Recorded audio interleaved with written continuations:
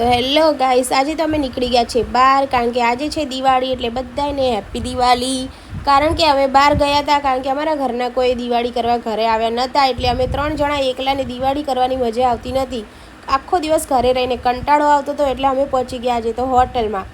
ગડ્ડુભાઈને હોટલમાં જઈને પિઝા ખાવા હતા, એટલે ગડ્ડુભાઈ માટે મંગાવી લીધા પિઝા.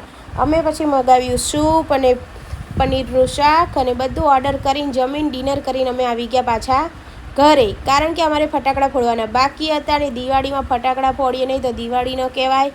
એટલે અમે ફટાફટ ત્યાંથી નીકળી ગયા અને પહોંચી ગયા ઘરે અને આવીને મસ્ત ફટાકડા ફોડ્યા અને મજા આવી ગઈ ફટાકડા ફોડવાની. ગડ્ડુભાઈ અમારા ફટાકડાથી થોડા બીઆય છે, એટલે એને થોડી ફૂલઝરી સળગાવીને હાથમાં આપી તો થોડી વાર રાડું પાડતા હતા. પછી આપણે પણ મસ્ત ફૂલઝરી સળગાવી અને એના પપ્પાએ ફટાકડા ફોડ્યા અને અમે બધાએ જોયા અને અમારી ભાણી પણ ફટાકડા ફોડવા આવી હતી. તો અમારી તો દિવાળી આવી હતી. તમારી દિવાળી કેવી છે જરા કોમેન્ટ કરી